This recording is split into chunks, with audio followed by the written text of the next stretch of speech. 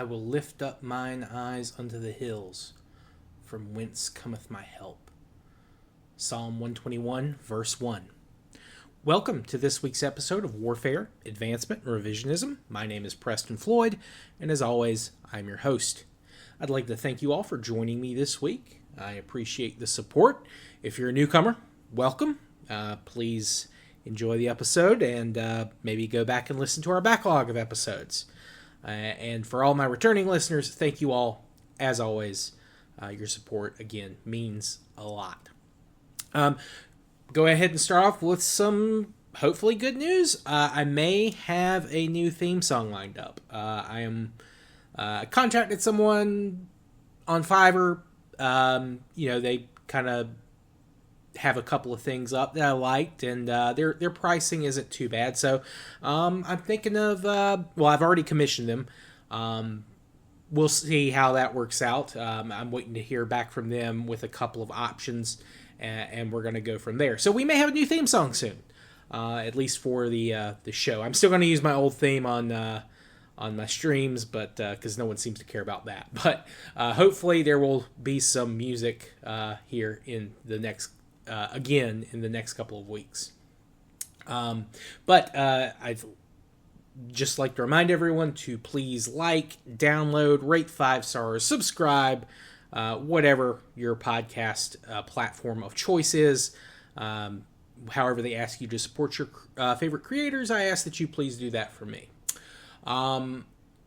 This week, we will be moving up the Danube River to talk about some more material cultures that existed between the years of 6 and 4000 BC, BCE, whichever of those you prefer. Some have been mentioned in prior episodes, others have not. We will also begin kind of casting our gaze a little bit south and west for a bit in preparation for our next area that we'll be focusing in a couple of episodes' time, but also for a refresher on how people and agriculture were migrating into Europe, or at least southern Europe and the Mediterranean basin. Now, if you listened to last season's episode, you hopefully remember that the Neolithic lifestyle began to spread into Europe around 800 to 700 years prior to this season starting, with some people sailing around the coast and dotting it with settlements before eventually filling in the spaces between those settlements. Others would land and then immediately follow rivers and streams inland and settle along those. This was done by several groups over this period, all coming from Anatolia, but they were not all directly related to each other. So, by the start of this season, the descendants of these peoples who had first settled into what is now Greece and the European portion of the country of Turkey had worked their way up the Danube, not stopping in what would become the heartland of the Karanovo culture we discussed a couple of weeks ago, but they continued to push forward into the areas that will be the primary focus for this week and next, and maybe next couple of weeks. And this area covers part of what is now the modern-day countries of Serbia, Romania, Bulgaria, Albania, Bosnia and Herzegovina, Montenegro, North Macedonia, Kosovo, Hungary, and Croatia. Yes, that's a lot of countries, but as we'll see, the geography of this area lends itself to communities, especially small communities, becoming isolated. But isolated is not really the best word. Insular may be a better term. This will cause a large number of regional variations and eventually several various material cultures all emerging within each other's shadows. Now, these people may not have seen it that way. They may have recognized each other as, at least as distant kin, but everyone lives differently along different rivers or on different hills, what have you. And we'll see some evidence for both interpretations of these people maybe sharing a broad cultural continuum, and then maybe some seeing themselves as different people. So just kind of keep an eye on that as we discuss these various cultures coming up. Now, You may remember at the end of last season, well, not the end, but in the European portion of last season, we discussed the end of what's known as the Lipinski Vir, also the Iron Gates Mesolithic cultures of Europe. These had been sedentary hunter-gatherers. Well, about 100 years or so before that season ended, so around 6,100, 6,200, somewhere in that time, you do begin to see an influx of outsiders kind of intermarrying into those cultures. And these cultures, had already been winding down. Now, the reasons for that are varied. Climate shifted. Also, eventually, being a sedentary hunter-gatherer, you're going to run out of stuff to hunt and gather, so you do need to move on. However, as they're winding down, you again are seeing this influx of newcomers, and these newcomers are bringing in agriculture and herds, especially cattle. Again, cattle culture is very important in Neolithic Europe, and this eventually led to a new culture emerging, and this is known as the Starčevo culture. And this name comes from the type site in Starčevo, which is in the modern-day country of Serbia. Now, the site itself was initially discovered in 1912, but due to a little conflict known as World War I, work on the site did not actually begin until, I believe, the late 1920s. It was dug by a Serbian archaeologist known as Mitarai Gribic, and a American originally from Czechoslovakia, Vladimir J. Fuchs. And they excavated the site between, I think, 28 and 1932. The name of the site means something like the place of the old man. And there's even there's a village there today. It's got around 6,000 or so people, give or take, at least according to I think it was the 2021 census, 2021, 2022, something like that. I think at the time of the initial discovery, well, not the initial discovery, but in the 40s, it did not have a population above 4,000. So it has grown a little bit since its first discovery. Now, the dates on this Starčevo, it's dated between either 6,200 or 6,100. Some sources say one, some sources say the other. And it lasts to about 4,500 BC. Now, it does shrink sizably before 4,500, but at least some Starčevo-style artifacts and housing last until that later period. And then some of the other sites they have occupied, they undergo cultural developments and develop into different cultures. Starčevo is often grouped in with the Koros-Cris culture, also just called the Koros culture. This is one of those where you have different names in different countries. I believe Koros is the Hungarian name and Cris is the Romanian name for that culture. But these are all kind of a broader cultural continuum. These are all very deeply connected. There's a lot of overlap you can see in some of their art styles.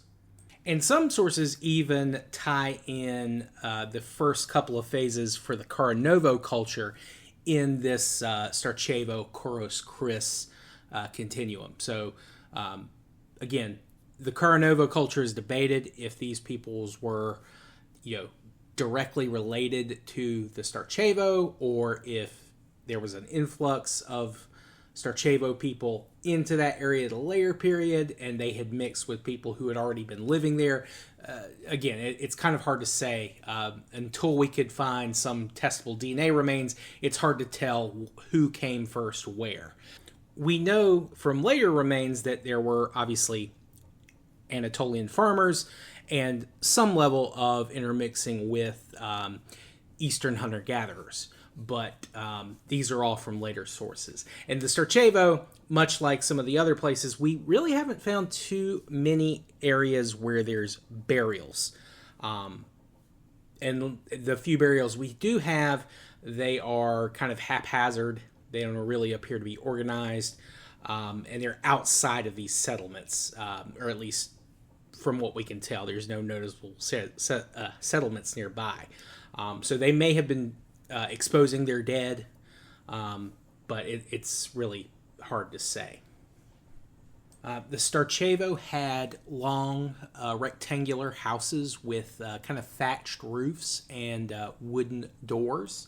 They also had corral pens, and these were generally circular. These are for keeping animals. They've actually reconstructed one of their settlements in Macedonia. I forget the name of the location, but they have basically reconstructed a small village based on what they found for the Starčevo sites. And I'll try to remember and put a picture of that in this week's YouTube episode. Their pottery is generally fairly coarse, all brown, or maybe it may have been more red at the time it was originally created. Though, of course, as time goes on, they do get, the pottery becomes less coarse, but it's still not very, there's no really distinct decoration or anything like that. They did have, one thing I saw mentioned was a bone spatula for probably scooping flour, which is something, we really haven't seen at other sites, or in other cultures at least. They have found a few of these at a few Starčevo sites. They had human figurines. These were a little bit better made. The human figures are not very distinct in terms of features. Essentially, they kind of make the nose stick out. These are almost all feminine.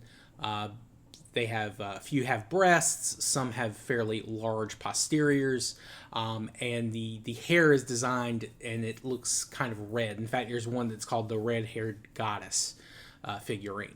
They also had these ceramic tables that we're not quite sure. These are not huge tables. These are, just your arm's width is in kind of like a square that people think are altars, but again, it's hard to say for sure.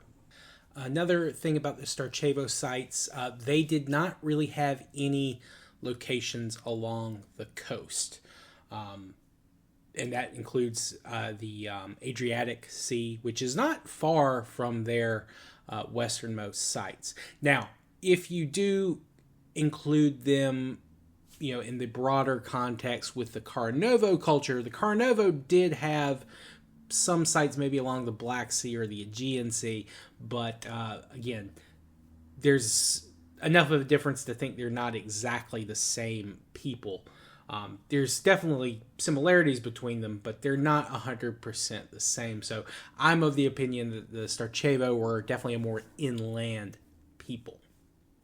Now, the first breakaway or first evolution out of the Starčevo cultural continuum happens again at the Koros-Cris sites. Now, this is the name of a river. The name is hard to get a firm grasp etymologically speaking.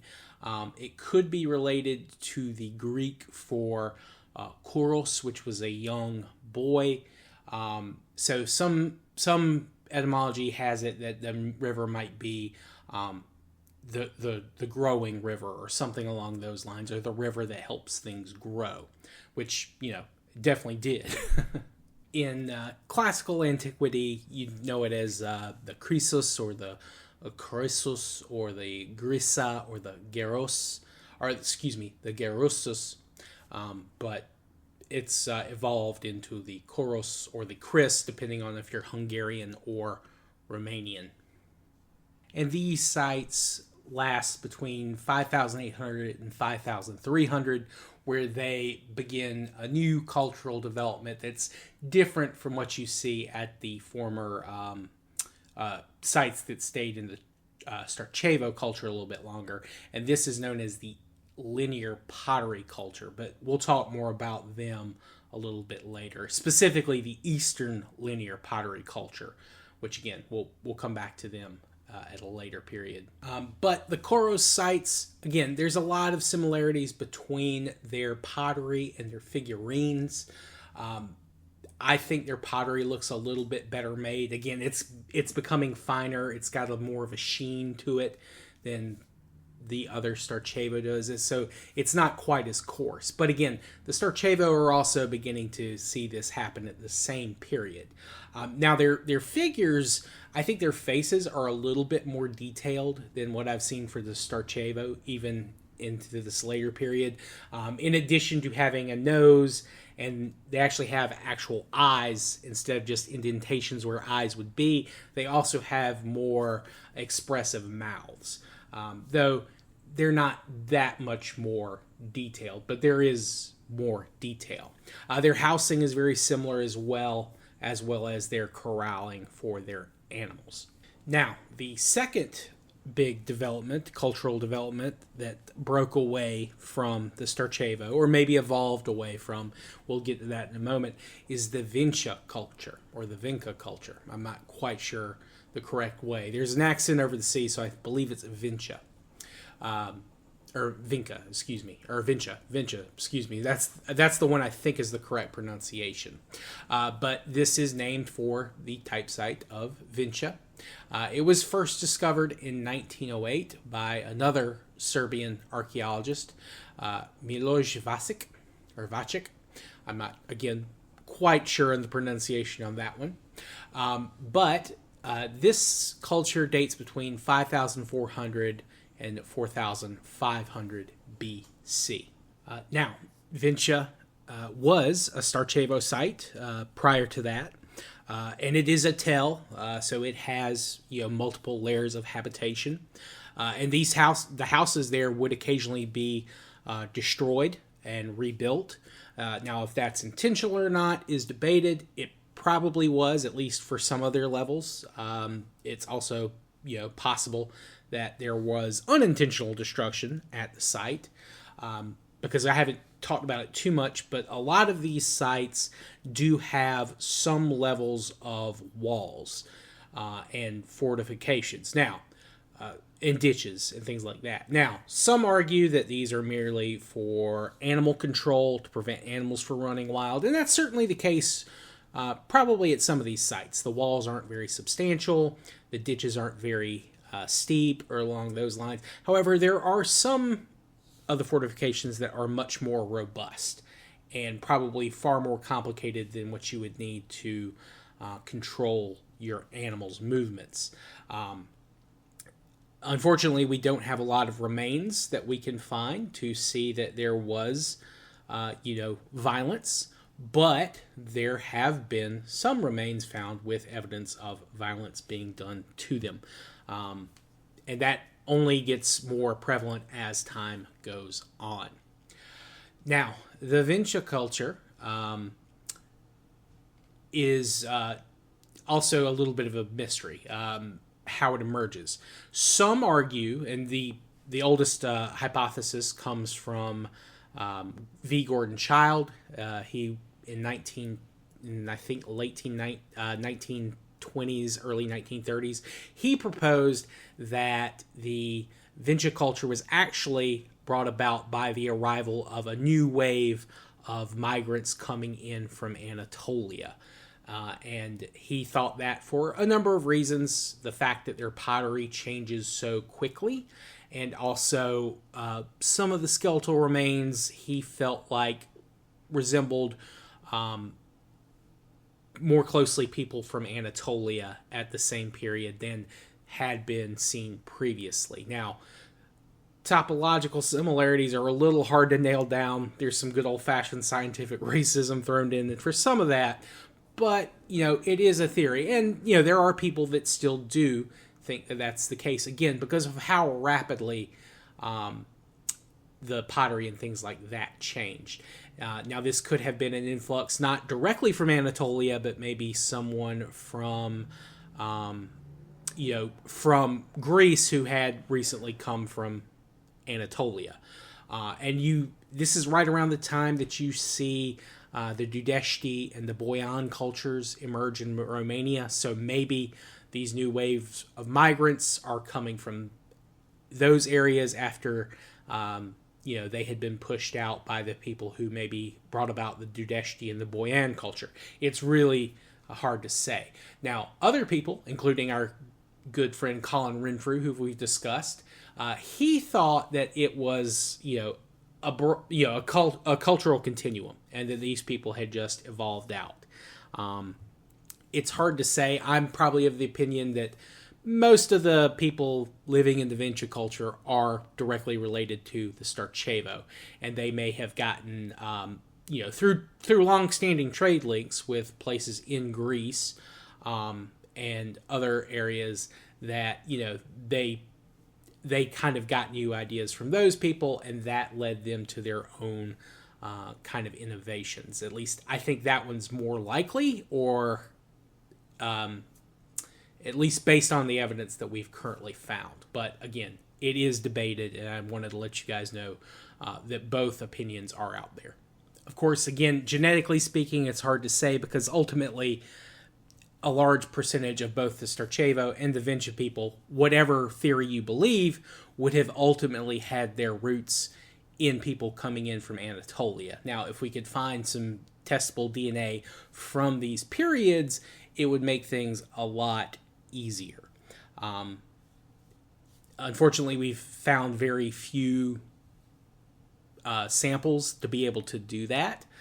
We do see that the Vinča culture does have a little bit more steppe ancestry, but again, the number of samples that we have, it doesn't really lend itself to say that this is a large scale population shift that applied everywhere. This could have just been a random person that maybe had a single grandparent who has descended from somewhere along the steppes. It's really impossible to say. Their housing is very similar, although the Vinča houses themselves were not quite as large. They did have very similar floor plans, rectangular. They had, I think their roofs were probably the same as well. There's also a reconstruction of some Vinča sites too. I think they have a couple of those in Serbia. But their pottery is very different. It comes in a wider range of both size and color. There's more decoration. They typically were darker. They used black a lot, but they did have a few red pieces as well. They would also decorate their pottery more extensively with lines. They even had some that had animal motifs incorporated into the designs of the pots. Their figures were much more detailed in not just the face, but they were also depicted as having jewelry and things like that, which is not something you see at any of the Starčevo figurines. They also weren't quite as outlandish with some of the proportions in the posterior that the Starčevo had. These figures are much more slim. But they also have some that are double-headed. You have a mix of some that are figures of humanoid and animal. There's a kind of an altar of a human and a cow that are side by side, or a bull side by side with each other. Sometimes you'll find pottery with maybe that's black that has been dusted with kind of a red coating of cinnabar. And this experimentation with these different types of stone in the area does eventually lead them to working with copper. And working with copper in much more detail than you see at other sites in the world. The Vinča culture has the oldest examples of copper tools. And I'm not talking about copper beads. Like, these are full-on tools. They were casting them into shapes. And then they were leaving holes in the casts to, for when the copper comes out and is hardened, for them to slide in wood for things like adzes, axes, things like that. And again, these are the oldest found examples of copper tools anywhere in the world. So they probably had If they didn't independently discover copper, they definitely independently discovered how to craft these larger, sturdier copper tools and things like that. And one of the things that they probably discovered copper from is their area has a lot of azurite and malachite ore, which these are green and blue. They may have been trying to find, something to kind of help decorate their pottery the same way they did with cinnabar. And by heating it, they discovered these copper in those ores. And remember, it is thought that the Cucuteni-Tripoli culture has its roots from the Starčevo / Vinča culture as well. So part of the reason they may have moved to that side of the Carpathian Mountains may have been in search of more sources of copper and things like that. Now, another big thing with the Vinča culture is the possibility that they may have had a very early system of writing. Now, this is extremely debated. These are known as the Tartaria tablets, or the Tartaria tablets. These are a set of these clay amulets, for lack of a better term. They're called tablets, but they're not that large. And they have these very distinctive patterns kind of impressed on them. Now, some people think that this is evidence of kind of a proto-writing system. Others think they may just be elaborate forgeries. Apparently, at the time Vinča was first discovered, Sumerian writing and Sumeriology was very popular. So some think that someone may have snuck those in, though I don't know if I 100% buy that. But I also don't necessarily buy that these are true writing. These may have just been designs to make them look cool. There are animal motifs on some. There's goats, what appears to be possibly a bull of some kind. And some people have said, hey, look, these are almost exactly like Sumerian depictions of goats and things like that. And Colin Renfrew, I think, had a good quote about that. He said that, you don't, doesn't matter who you are. If you're going to draw a picture of a goat, doesn't matter where you are in the world, you're probably going to have, something resembling a goat. So I'll try to include some pictures of some of those etchings and things like that. If these are legitimate, I don't think, again, that this is a system of writing. These may have just been depictions, or these could have perhaps been some type of marking showing, maybe who made it or something along those lines. I don't think it's trying to tell a coherent sentence or even words. It's probably just showing, hey, look at this goat. This goat's eating grass, or, here is someone dancing around a fire or something along those lines. It's not trying to tell a specific amount of information. It could have been an early form of pictographic writing, like trying to show that this is happening, but it's not real language. And that's true even of the early Sumerian etchings. These are not true writing either. This is just showing, like, okay, this is this amount of grain or a ration or something along those lines. It's not actually used for that yet. Now, the Vinča sites are all very, they're very successful people. They have a lot of sites popping up, and Vinča itself, for a good period, was the largest Neolithic site in Europe for quite some time, until the height of the Cucuteni-Tripoli culture, which we'll talk about next season. But early on, like they had a lot of people and a lot of sites.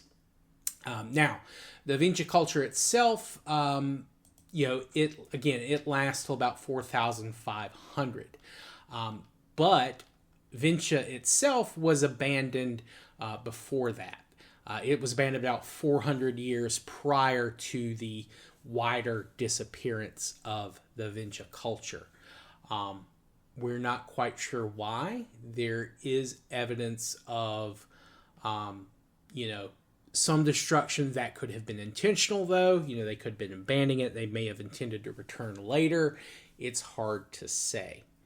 But one thing that all these sites have in common, of course, they're growing einkorn, emmer, barley, things like that in the rivers. But their animals are actually usually kept outside of their settlements. They're sending them up into the foothills where agriculture is not really possible, because they were primarily using river water to keep their crops growing. But just wanted to put that out there. That's something you see at all these sites. So that's something they all had in common. Now, the Vinča culture, when it disappears, it is replaced by 3 to 4 other cultures. Now, why they disappeared, again, we're not sure, but there's probably some level of regional development among all these places. When you look at the map of where the Vinča sites were located, Vinča is right in the center. And with Vinča itself being abandoned, it's possible that these cultures kind of lost, broader cultural connections with each other, and there wasn't a single site to kind of replace the importance of Vinča itself. Because again, Vinča was by far the largest of these sites, and again, it's right in the center of its territory. Now, that does not mean they're no longer trading with each other or their neighbors. They still are. There are spawner shells from the Mediterranean and the Aegean that they're getting income from, but it's not at the same level, at least initially. Eventually, once the Copper Age kind of kicks off again, this picks back up. But again, you have all these smaller regional cultures kind of fill in the gap of where the Vinča culture was.